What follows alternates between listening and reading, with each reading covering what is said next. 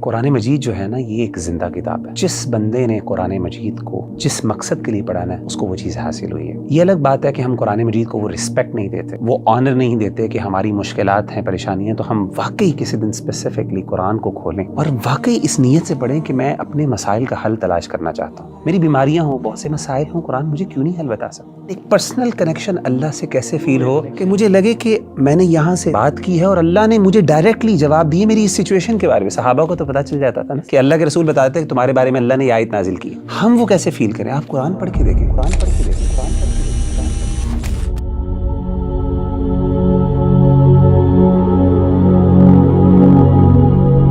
مغیرہ بھائی, ایک عام انسان جب بھی کسی سے کمیونیکیشن کرتا ہے اس کی خواہش ہوتی ہے کہ اس کو رسپانس ملے اور رسپانس جلدی مل جائے.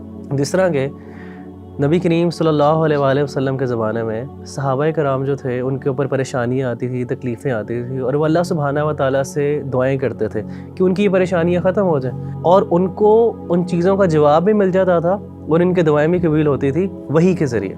لیکن آج کل کے دور میں جب ایک انسان پریشان ہے, پریشان حال ہے, مشکلات کے اندر ہے, اور وہ اس کی دعائیں بھی کرتا ہے, لیکن کبھی کبھی وہ اس چیز کی کمی فیل کرتا ہے, اس کے اندر ایک کمی کا احساس ہے کہ شاید میری دعا قبول نہیں ہو رہی. تو مغیرہ بھائی سوال یہ ہے کہ وہ جو احساس ہے کہ انسان کے اندر وہ احساس اور وہ ایک مطمئن ہو جائے اس چیز سے کہ اللہ نے میری دعا سن لی, اور اللہ سبحانہ و تعالیٰ کی طرف سے اس کو احساس بھی آ گیا ہے کہ اس کی دعا قبول ہو گئی ہے. تو یہ احساس کیسے ایک انسان اپنے اندر پا سکتا ہے؟ دیکھیں ربیع اللہ بھائی, مجھے آپ کے اس سوال سے ایک واقعہ یاد آ گیا. میں یو اے ای میں تھا, تو ایک دن میں جمعے کی نماز پڑھنے گیا, تو نماز میں سنتیں ادا کرنے کے بعد میں نے قرآن مجید کو پکڑا اور بیٹھنے لگا, تو اچانک مجھے نا کچھ سسکیوں کی آواز آئی ایک طرف سے. تو میں نے بائیں طرف مڑ کے دیکھا تو اگلی صف میں بائیں طرف بالکل دیوار کے ساتھ ایک سیرین لڑکا وہ بیٹھا ہوا تھا, اس کے ہاتھ میں قرآن تھا اور وہ قرآن مجید کھول کے پڑھ رہا تھا, اور اس کی آنکھوں سے آنسو, یعنی وہ رو رہا تھا, اور ایسا رو رہا تھا کہ باقاعدہ اس کی سسکیوں کی آوازیں آ رہی تھیں. اور آپ کو پتہ ہے کہ شام جو ہے, سیریا ایک ٹھنڈا علاقہ ہے, تو وہاں پہ اکثر جو لوگ ہیں ان کی کمپلیکشن وائٹ ہوتی ہے, تو رونے کی وجہ سے نا اس کا چہرہ سرخ ہوا تھا, بالکل ریڈ, اور سسکیاں اتنی اونچی تھیں کہ باقاعدہ آس پاس کے جو لوگ تھے وہ باقاعدہ یعنی وہ نوٹ کر رہے تھے, اور وہ تھوڑا سا بار بار دیکھتے تھے مڑ کے. اچھا, جب میں نے اس بھائی کو دیکھا نا تو مجھے بڑی محبت فیل ہوئی اس سے, ایک ایمانی محبت اور ایک کیفیت تھی, اور میرا دل چاہا کہ میں اس سے اٹھوں اور اس کو جا کے گلے لگاؤں. لیکن اس وقت پھر میں رک گیا, اور اس وجہ سے رکا کہ یہ کچھ لمحات ایسے ہوتے ہیں جو انسان کے اپنے اللہ کے درمیان ہوتے ہیں, پرائیویٹ لمحات ہوتے ہیں, اور اس میں انسان کو کسی دوسرے کو نہیں چاہیے کہ وہ اس میں انٹروین کرے. تو میں رک گیا اور میں نے کہا کہ شاید چلیں, جیسا ہے ایسا ہی ہونے دیں. اور میں تھوڑا سا متاثر بھی ہوا, رشک بھی کیا کہ کس طریقے سے 7 سال لڑکا تھا, یعنی کوئی آپ سمجھیں کہ اس کی کوئی بہت زیادہ داڑھی بھی نہیں تھی, کوئی بہت زیادہ پریکٹسنگ آؤٹ فٹ یا لک بھی نہیں تھی اس کی. تو اس کے بعد جب میں نے یہ دیکھ لیا اور میں نے کہا چلے میں اپنی قرآن مجید کی تلاوت کرتا ہوں, تو جیسے ہی میں نے قرآن مجید کھولا تو عجیب بات اور بڑے حیران کن بات یہ ہے کہ جو سب سے پہلی آیت میری نظر کے سامنے آئی, حالانکہ میں نے رینڈملی کھولا, کوئی اسپیسیفکلی کسی, سب سے پہلے جو آیت میرے سامنے آئی, سبحان اللہ, میں حیران ہو گیا وہ پڑھ کے. وہ 7 چیپٹر کی پہلی آیت تھی, اور وہ آیت کیا تھی؟ وَإِذَا سَمِعُوا مَا أُنزِلَ إِلَى الرَّسُولِ تَرَىٰ أَعْيُنَهُمْ تَفِيضُ مِنَ الدَّمْعِ مِمَّا عَرَفُوا مِنَ الْحَقِّ. کہ جب وہ رسول پر نازل کردہ کلام کو سنتے ہیں تو اے نبی صلی اللہ علیہ وسلم آپ دیکھتے ہیں کہ ان کی آنکھیں بہہ پڑی, وہ رو رہے ہیں. یعنی قرآن سننے سے ان کے دل ڈر جاتے ہیں, نرم ہوتے ہیں, اور ان کی آنکھوں سے آنسو بہہ پڑتے ہیں. کس وجہ سے؟ مما عرفوا من الحق, کہ جو حق انہوں نے اپنے رب کی طرف سے جو اللہ نے بھیجا اس کو پہچان لیا. سبحان اللہ, یعنی یہ وہ ایسی کیفیت تھی کہ آن دا اسپاٹ مجھے جیسے لگا کہ اللہ تعالیٰ نے یہ آیت جو ہے, میں نے یعنی یہ اٹ واز ناٹ اے کو انسیڈنس. دیکھیں ہم لوگ جو ہے نا, we are not the people who believe in the کو انسیڈنسز. وی بلیو کہ ہر چیز, ہر ایکشن, ہر پریکٹس جو دنیا میں ہو رہی ہے اس کے پیچھے اللہ کی حکمت کار فرمان. تو میرا دل چاہا کہ میں اس کے ساتھ یہ آیت شیئر کروں, اور میں کہوں کہ مجھے یہ آیت میں نے سنی ہے, اور مجھے ایک قسم کا اللہ نے, کیونکہ میں I was thinking about that person نا, کہ یار کیوں رو رہا ہے, اور پتہ نہیں کیا فیلنگز ہیں، اس کے جذبات ہیں. تو مجھے اس دن احساس ہوا کہ قرآن مجید جو ہے نا یہ ایک زندہ کتاب ہے. اور یقین کریں، یہ تجربہ کر کے دیکھ لیں کہ جس بندے نے قرآن مجید کو جس مقصد کے لیے پڑھانا ہے اس کو وہ چیز حاصل ہوئی ہے.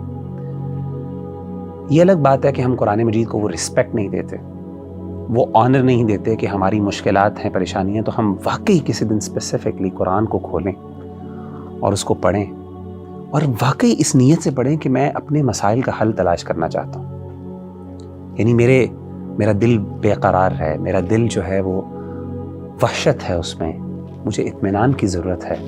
یہ کیسے ہو سکتا ہے میں قرآن پڑھوں اور مجھے یہ آیت نظر نہ آئے، الا بذکر اللہ تطمئن القلوب. میری بیماریاں ہوں، بہت سے مسائل ہوں، قرآن مجھے کیوں نہیں حل بتا سکتا؟ زندہ کتاب ہے.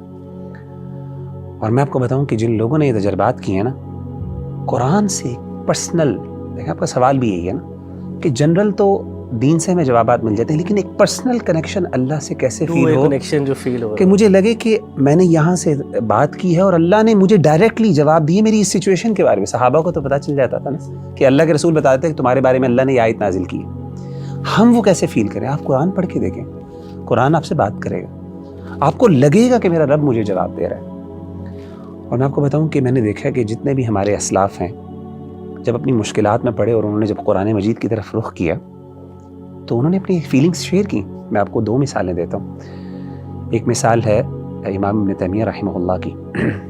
جب وہ اپنے آخری دور میں تھے، جیل میں بھیج دیا گیا ان کو، تو کہتے ہیں کہ میں نے پھر، میرے پاس اور کچھ نہیں تھا، تو میں نے قرآن مجید کی طرف جو ہے وہ رجوع کیا اور میں نے قرآن مجید کو پڑھنا شروع کیا. کہتے ہیں جیسے جیسے میں قرآن مجید پڑھتا جا رہا، مجھے، حالانکہ وہ امام ہے جس نے اپنی پوری زندگی اسلام پہ لگا دی، پوری زندگی اسلام کی خدمت اتنی کی کہ اس کو شیخ الاسلام کا ٹائٹل ملا. تاریخ میں بہت کم لوگ ایسے ہیں، بہت کم لوگ ایسے ہیں جن کو علماء نے شیخ الاسلام کہا ہو، اپنے دور کے لوگ اور بعد کے بڑے بڑے علماء نے شیخ الاسلام کہا ہو. اس میں امام ابن تیمیہ. تو ابن تیمیہ کہتے ہیں کہ مجھے ندامت، ندمت، واللہ یہ ان کے الفاظ ہیں کہ مجھے ندامت ہوئی کہ میں نے اپنی زندگی کا ایک بہت بڑا حصہ جو ہے وہ ضائع کر دیا اور میں قرآن مجید نہیں پڑھ سکا. اسی طریقے سے شیخ ابو اسحاق الحوینی بہت بڑے عالم دین ہیں، اس ٹائم محدث ہیں. میں سمجھتا ہوں عرب دنیا کے بڑے ترین، اگر آپ مجھے کہیں گے نا کہ بڑے عالم دین حدیث کے کوئی ہیں، تو میں ابو اسحاق الحوینی کو میں ریکمینڈ کروں گا. اور بھی بڑے علماء ہیں ڈیفینیٹلی. ان کو کچھ دیر کے لیے روک دیا گیا لیکچرز سے اور لوگوں سے خطبات جو وہ دیتے تھے، تو انہوں نے قرآن مجید کو پڑھنا شروع کیا. اور یہ ان کا جملہ تھا جب وہ واپس آئے اور ان کے لیے دوبارہ وہ بین ریموو کیا گیا اور ان کو اجازت ملی کہ اب وہ پبلک سے بات کر سکتے ہیں، تو انہوں نے کہا کہ یہ ان کا جملہ باقاعدہ ہے، یا لیتنی اعطیت القرآن حیاتی، ہائے کاش میں نے اپنی پوری زندگی قرآن کو دے دی.